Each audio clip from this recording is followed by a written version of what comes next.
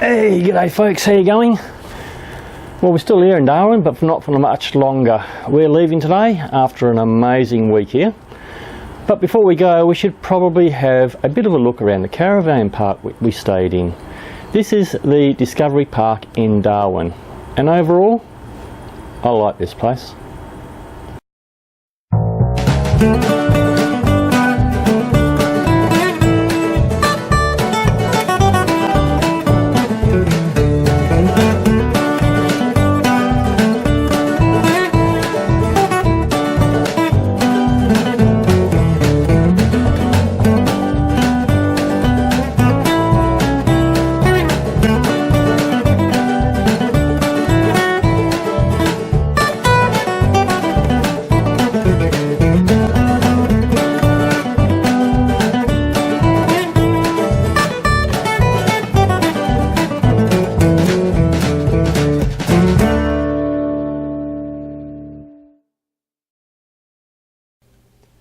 The park is located about 15 minutes from the centre of Darwin.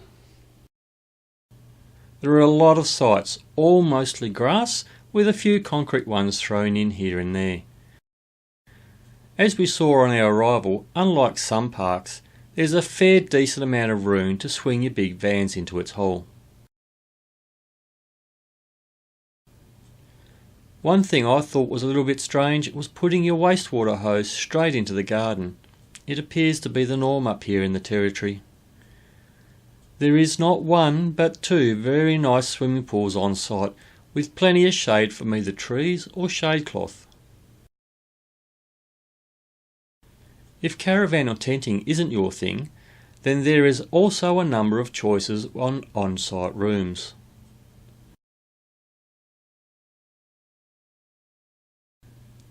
I think there were maybe 3 places where you could get washing machines. There are a couple of well-maintained toilet blocks, including the weirdest toilet dump I've ever seen. I won't go into details, but it's a bit of a messy process. Security is high, with a 30 number pin to get into the park and also to get out. What's the number?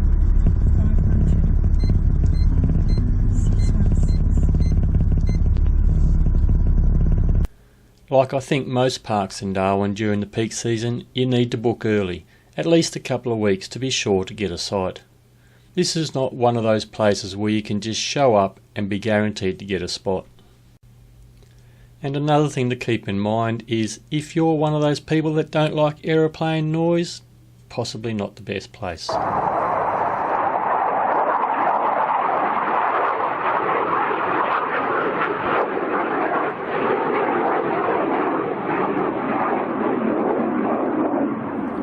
So as I said on our arrival to the park, it's near the airport. So if you're looking for some peace and quiet, especially if the military are flying around, then you probably want to go look for something about 200 kilometres south of Darwin. Anyway, it's time to pack up and hit the road. Well, good morning folks. It's an early start today for leg 3 of our Darwin road trip. If you missed leg 1 and leg 2, there's a link in the description where we basically went from Perth up to Broome is leg 1, leg 2 is from Broome to Darwin. We've spent 7 days in Darwin and had a really good look around the place, and today we start our long trip home again. This leg 3 we'll be doing basically the same road back as we did coming up, but we're going to do some different things on the way back. This afternoon we've got a river cruise at Katherine Gorge, which is not called Katherine Gorge anymore. It's reverted back to its Aboriginal name, but I'm not going to try and pronounce it. And then after that we've got a couple of nights at Lake Argyle, which is pretty exciting. We're going to do a cruise on Lake Argyle. We did a cruise on the Ord River coming up, and this time we're going to be on the dam itself. Then after that we're going to spend a couple of nights at the Bungles. We're going to have a look around there before we head into Derby for a couple of nights and have a look at the we're going to go out to Wagina Gorge and Tunnel Creek. We're going to go have a look at those things as well before we get back into Broome. So that's what leg 3 is. So stay tuned and you'll keep up with what's going on.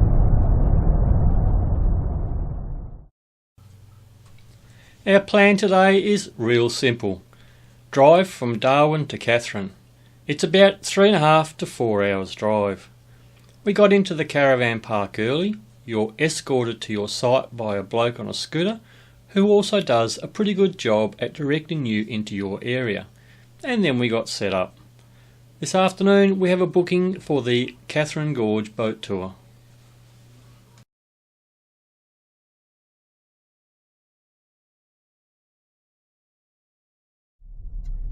Well, this is Katherine here. We're at the crossroads. Katherine would be the crossroads of the Northern Territory.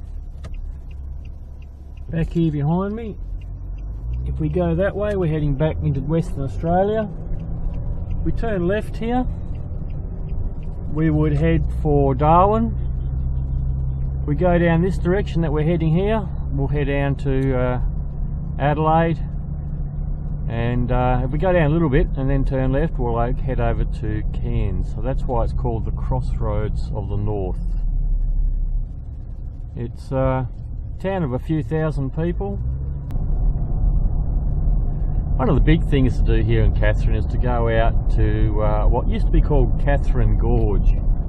It's not called that these days. It's reverted back to its Aboriginal name of Nit. I won't try and pronounce it, I can't remember how it went. Yeah, so it's got its Aboriginal name now. Our excellent cruise, I did that a couple of years ago, and I'll put a link down below to where that video is located. So you can go and have a look at that. But that's certainly on the to-do list when you're in Katherine. Coming up here is the Katherine School of the Air, which apparently you can do tours through.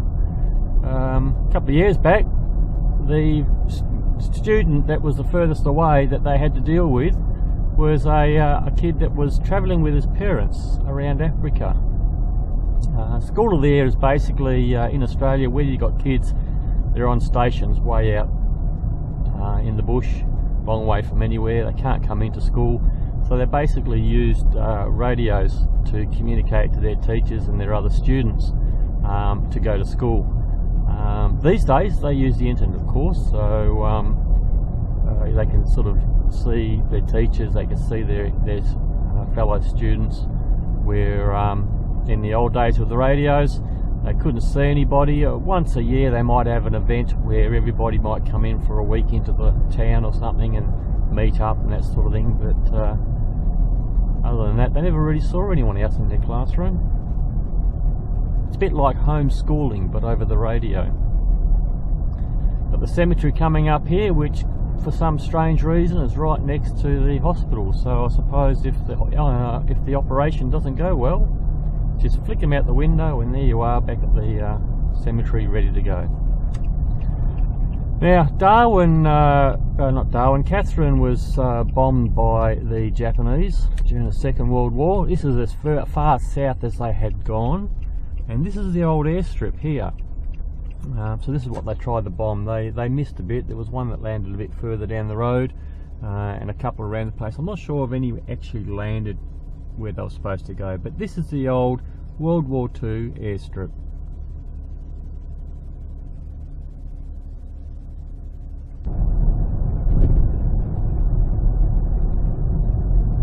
And there's a little stop just up here somewhere if I can find it, where the old Japanese bomb crater is still there. Just in somebody's front yard. Or backyard, I'm not sure which way it is. Not the backyard. Oh, there it is there.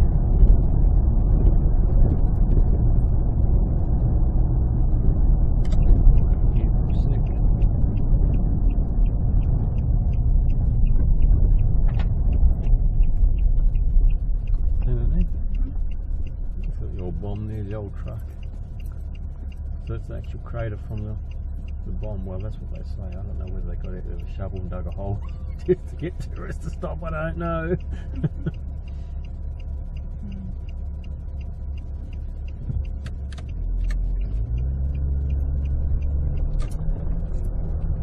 There's a couple of little things of interest there, so we'll continue on now down to the old Katherine Gorge, and got a nice little casual boat cruise this time. Nothing like the one on the Ord River. Nothing like it in so many ways, and so many ways it is like it, but absolutely brilliant tour this one is. I have done it before, so there will be a link down below to that video. Go straight under the boat and put a nasty haircut on the other side. The Nitmaluk National Park, I think that's how it's pronounced. Well, I'm just going to call it the Katherine National Park from now on. It's made up of about 13 gorges covering almost 3,000 square kilometres. There are a number of different ways you can see it, from bushwalks, canoes, flat-bottom tour boats and by helicopter. We'll be doing the tour boat. You also get to see some examples of rock painting. This is how the Aborigines would pass down stories over thousands of years.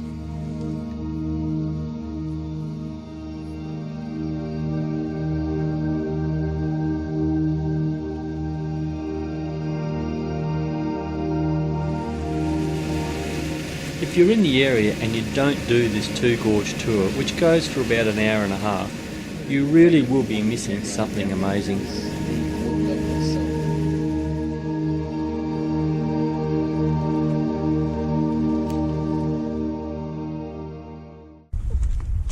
We went to the hot springs at El Questro. So Katherine has a sort of hot springs pool kind of thing here as well, so we're going to go down and have a look at that as well.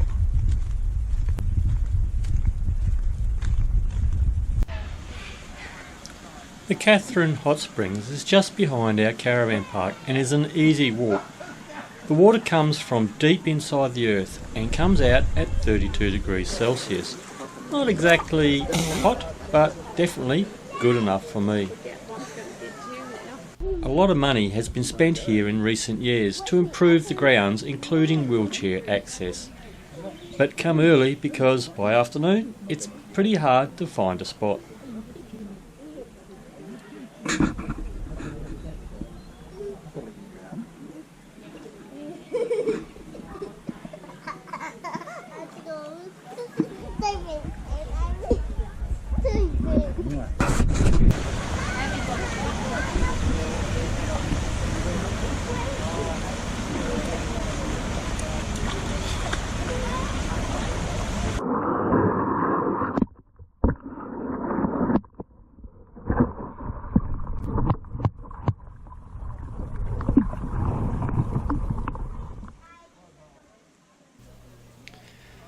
There's a nice little boardwalk that follows a river, and you can take that to the point where the water comes out of the ground. But word of warning, the metal walkway is damn hot. Shit.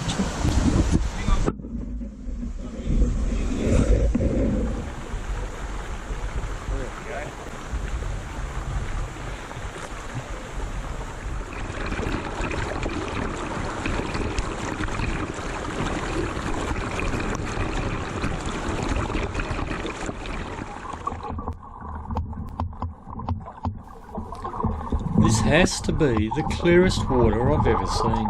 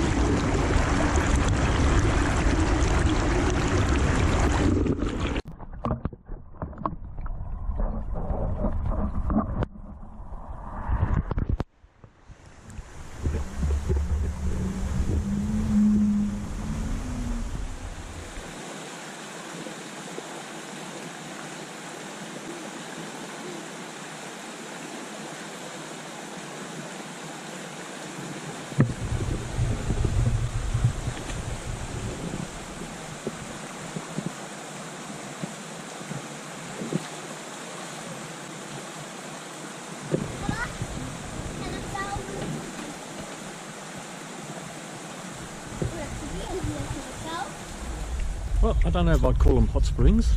They were warm and they were nice, but definitely worth coming down to because it's a good price, it's all free.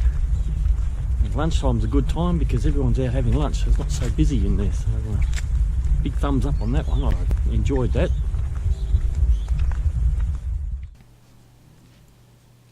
Before we finish here in Katherine, we should probably have a look at the Caravan Park. This is the Riverview tourist village, a few kilometres before you hit the centre of town coming from WA. Generally, most parks come in at around about $50 a night. This one was a little under that. It's not flash with flowing green grass everywhere. You get a slab to park next to, and while they are trying to get some green grass to grow everywhere, it's mostly dirt. The sites are big with plenty of room to manoeuvre in and out of, plus the helping hand of the staff to help you get in. I saw at least 2 toilet blocks, but I never went into any of them, so I'm not sure what they were like. But I'm happy with what they had here, and I would stay here again, no problem.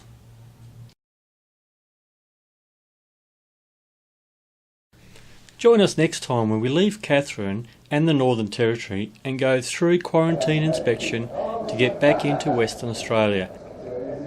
Yeah, cool. And he's got an old banana cart and a produce cart. And spend a few days at the Lake Argyle Caravan Park. If you liked what you've seen, then hit the thumbs up and hit the subscribe button if you don't want to miss the next video. So till next time, happy travels.